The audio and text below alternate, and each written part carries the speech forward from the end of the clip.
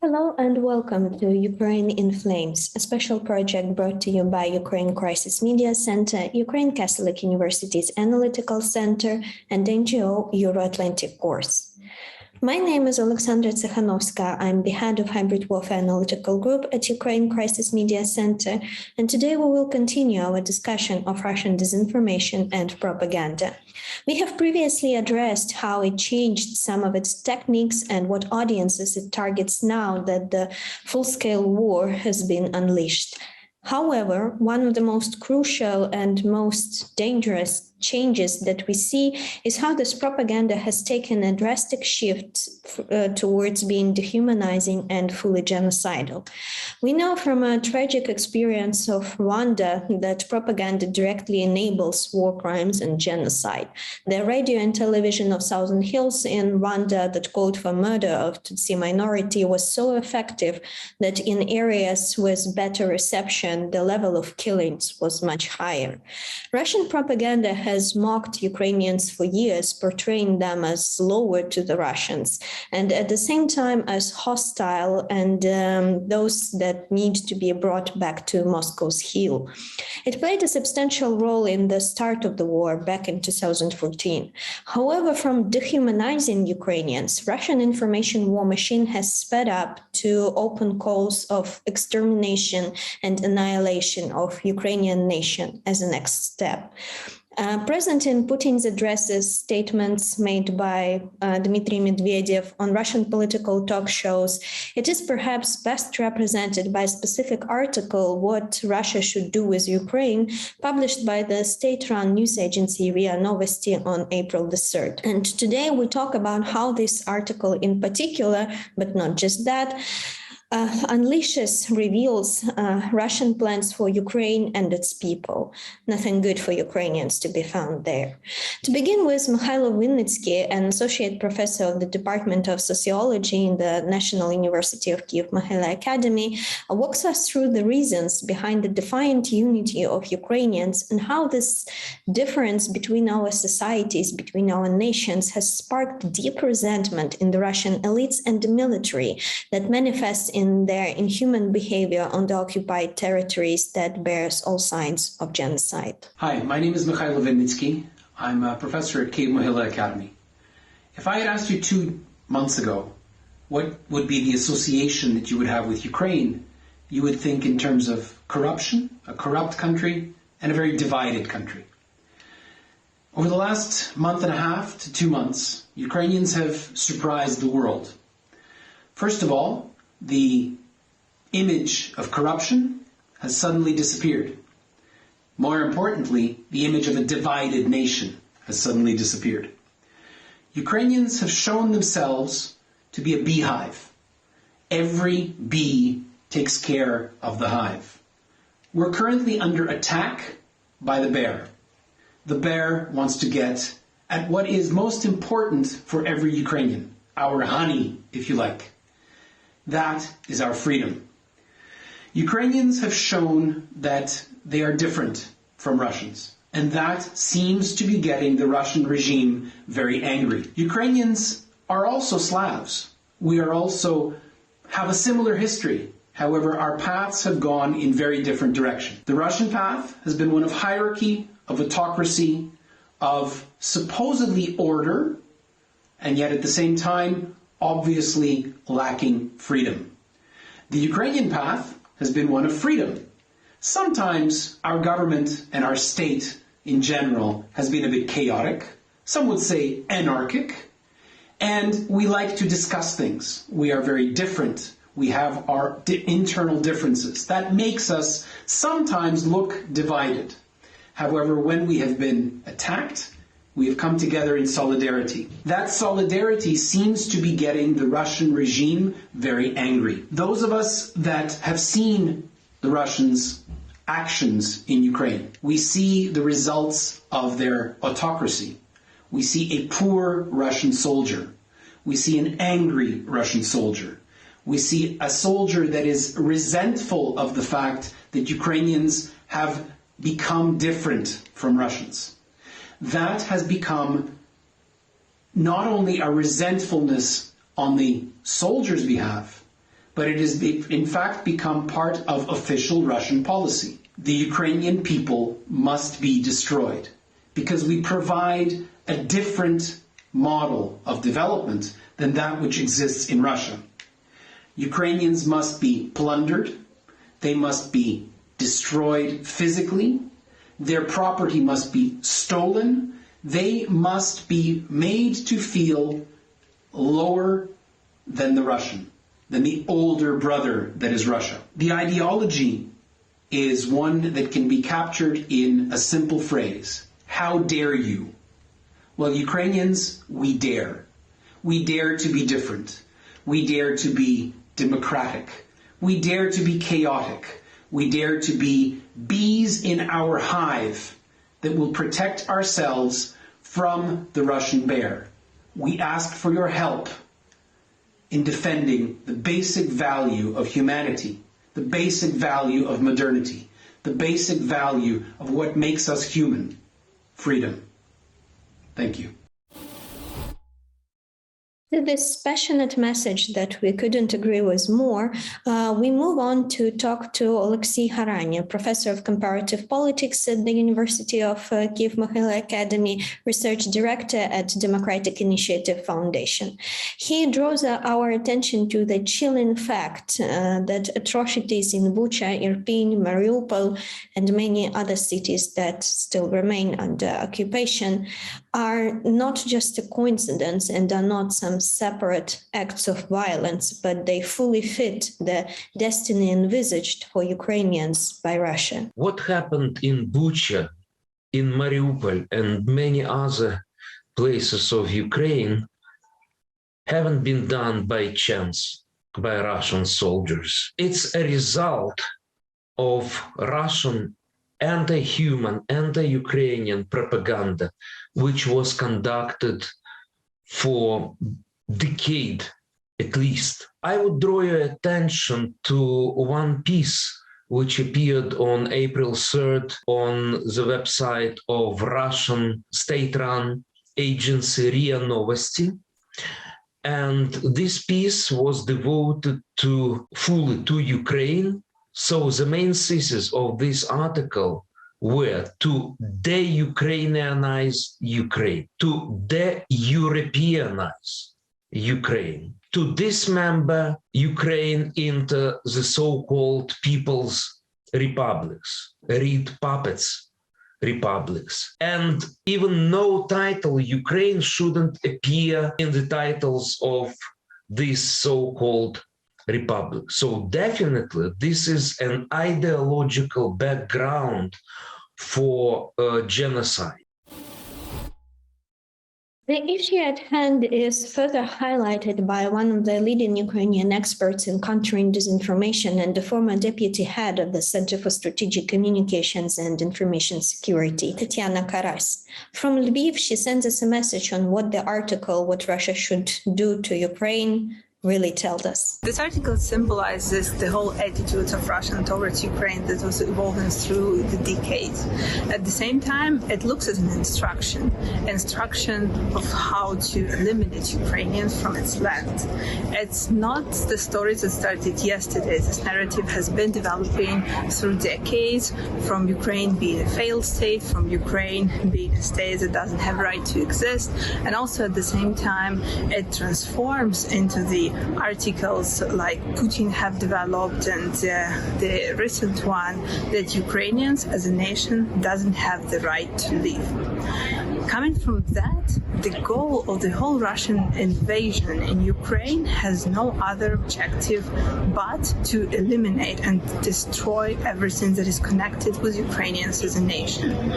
Cruel massacres in Bucha, killings of civilians, massive brutal execution of civilians, rapes of women and children, use of prohibited weapons, and also the cities that has been destroyed in Ukraine Ukraine, like Mariupol, like Kharkiv, like Izum, and like a lot of other cities, thousands of refugees.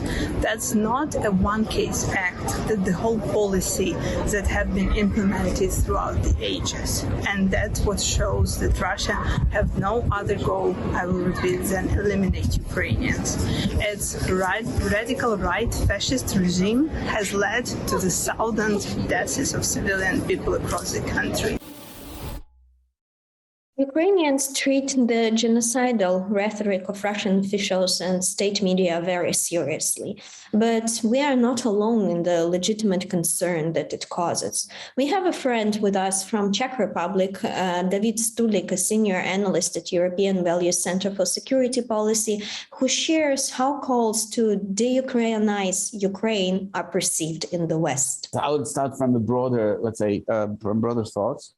I think it's just a programmatic article perfectly reflecting Russian official position towards Ukraine. I think we have to take that article very, very seriously because it's a programmatic, systemic article kind of describing the Russian attitude and policy towards Ukraine. The fact that it was published on the state agency RIA Novosti and that it was not kind of denied that this article was not a kind of a mistake proves that this is the official line of Kremlin. And it perfectly falls into line with previous articles and statements made by either Putin or his ideologists. Namely, there is a complete denial of the existence of Ukraine, separate existence of a Ukrainian nation. And here it goes even a step further, saying that the majority of Ukrainians are supporting fascists. And as such, basically, they can be either re-educated, and if not, they should be simply liquidated. They should kind of disappear. And also the fact that it says that there can't be any state formation called Ukraine on the territories of so-called liberated regions of today's Ukraine shows perfectly that for Russian leadership, Ukraine as a state cannot exist anymore. So we often even compare this article to Hitler's Mein Kampf. This is a kind of a programmatic vision of Kremlin of what should happen to Ukraine. And if you apply it to current situation on occupied territories or to the situation on today's liberated territories, you see that this sort of a systemic liquidation and destruction of Ukraine and Ukrainian people is actually taking place in reality. So these are not, let's say, separated war crimes. This is all part of a broader puzzle, a systemic effort to simply sweep out Ukraine and its people. And I would say that this article could be eventually used as evidence in the future international criminal courts as a piece that trying to justify the Russian war against Ukraine, because this is so clearly outlined there. What what the Russian real intentions are. So this is an article that really should be carefully studied by all different political scientists, politicians, journalists, because this actually, as I said a couple of times, this is an article that kind of reveals the real policy of Russia towards Ukraine. Calls for the full elimination of Ukrainian national identity and re-education or murder of a significant part of Ukrainian population are also of great concern, understandably, to the security services and experts representing the field. Let's welcome Viktor Yagun, a Major General of the Security Service of Ukraine Reserve, Director of the Agency for Security Sector Reform, and Deputy Head of the Security Service of Ukraine in 2014-2015, who shares his view of the terrifying problem at hand. Ситуація з нападом Російської Федерації на Україну, вона розігравалася російською владою на протязі останніх років досить активно. І нагнітання істерії щодо того, що Україна після Революції Гідності пішла не тим шляхом, вона була досить масованою, агресивною. І серед всіх тих наративів, які говорили не тільки пропагандисти, а й лідери думок, керівництво Російської Федерації, все зводилося до одного, що Україну захопили умовні нацисти-націоналісти, і Україна йде не тим шляхом. Україна потребує лікування, причому лікування не якогось там, а хірургічного лікування. І Україна потребує братньої допомоги і в першу чергу з боку Російської Федерації. В приклад ставилася Білорусь, яка лагідно підводила свою країну, її керівництво підводило свою країну для повної, там не знаю, мовної, ментальної окупації. Фактично, ідея, яка вітала серед керівників Російської Федерації, це в першу чергу відновлення Радянського Союзу. Але коли зараз нам пред'явили статтю на реальному державному ресурсі Російської Федерації про те, що нам робити з Україною, ну там чисто все досить доступно нам пояснили, що такого поняття, як українці, як українська мова, як наша історія, як наші герої, вона просто не може існувати, тому що ми таким чином заважаємо існуванню тих історичних міфологем, які створила Російська Федерація навколо себе і навколо всього того, що вони себе бачать центром якогось там умовного слав'янського чи якогось світу. Треба розуміти правильно, що вся концентрація оцього історичних наративів про те, що саме Москва є центром, ну це така псевдоісторична бредова ідея, яка шкодить не тільки Україні, вона шкодить взагалі всьому світовому порядку, як зараз показується. Дивіться, ми розуміємо, що без окупації Києва, без знищення української ідентифікації, українців як нації, створення з них якоїсь такої другорядної меншини в Росії, вони не можуть далі продовжувати рости в тому напрямку, в якому вони собі побудували свої міфи. Тобто, якщо Русь хрестили, то Русь хрестили в Києві, а не в Москві. Якщо Русь була київська, то яке відношення має Москва, яка утворилася набагато пізніше? Ідеологія саме нацизму, ідеологія, фашистська ідеологія, яка зупиняє розвиток суспільства на предмет толерантності по відношенню до тих чи інших національностей, протидія тим чи іншим наративам, які зараз превалюють в світі, вони зводяться виключно до того, що ми маємо фактично аналог того, що було в нацистській Німеччині. Коли є одна нація, вона поглинає інших, а незгодних знищує. Оця вся ідеологема і вкладається в ту статтю, яку просто не можна тепер десь викреслити. І вона, напевно, буде одним з тих доказів, яких, я сподіваюся, ми будемо багато ще мати. І я вже не кажу про геноцид українського народу, який вже твориться на території України зараз, але це всі докази будуть представлені на міжнародному суді як злочини Росії не просто проти людяності, злочини воєнні, а саме геноцид українців за ознакою не просто нації, а належності до політичної нації українців, тому що знищуються ж не там етнічні українці, а знищуються всі, які підтримують існування української держави, які хочуть жити на цій землі, незважаючи ні на свою національну, релігійну чи мовну належність. We close up with an address from Volodymyr Yermolenko, who as a philosopher pushes us to think hard about the ideology driving Russian propaganda, Russian decision-making, and ultimately Russian atrocities against civilian population of Ukraine. To understand Russian ideology, we have to understand one important thing. It always takes ideas from the Western politics, from the Western philosophy, from Western, movement of ideas, and then it reinterprets them, making them very often go to the extremes. But it always is based upon certain Western ideas. The same is going with, for example, the concept of Nazism and the fight of the Western culture against Nazis and Nazi legacy. So what Russians are doing, they just take this fight against Nazis and they just transform it to the Russian soil, and apply this concept of Nazis to everything they see, to everything they don't like. So they basically imitate.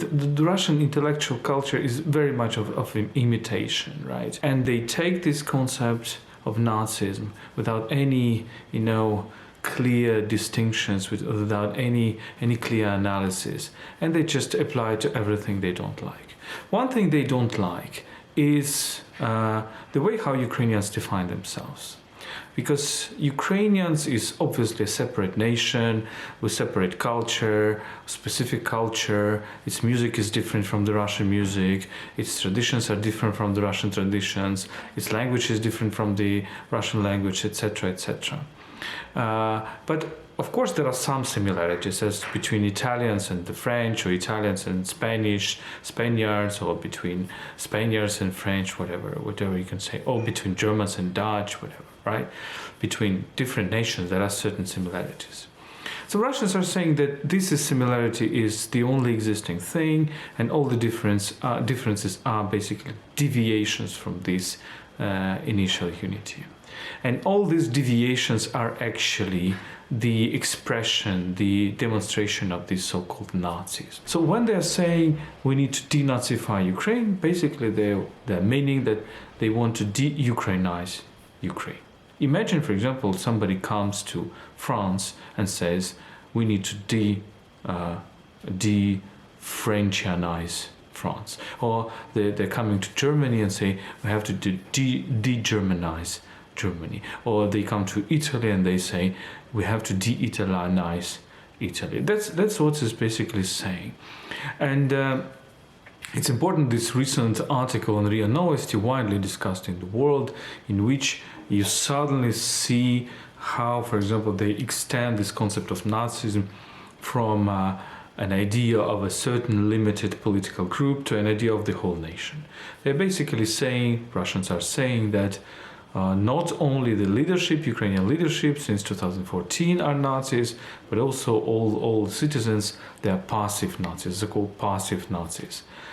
Meaning that basically you have to, when you come to Ukraine, when you're a Russian soldier, you have to exterminate everybody. Because Russian propaganda has already dehumanized Ukrainians, calling themselves Nazis, etc. There is a very important difference, though, between, for example, well, we obviously see this approach to Ukrainians, it obviously has these genocidal elements, because it is saying that all the nation is just not humans, all the nations are monstrous Nazis, and if a Russian soldier comes to this nation, he doesn't have to shoot Ukrainian soldiers, he has to shoot Ukrainian children, he has to shoot Ukrainian women, he has to rape Ukrainian women, because they are all Nazis. This is all the ideological background for this for this thinking, and potentially, and as we see on Ukrainian tragedies, the real genocidal actions. You've been watching the episode of Ukraine in Flames, a special project brought to you by Ukraine Crisis Media Center, Ukraine Catholic University's Analytical Center, and NGO Euro-Atlantic Course. If you find our work useful, please like this video and share it. In the meantime, you can find in the description to this video information on how you personally can help Ukraine in the face of Russian aggression. Remember that everything is going to be Ukraine.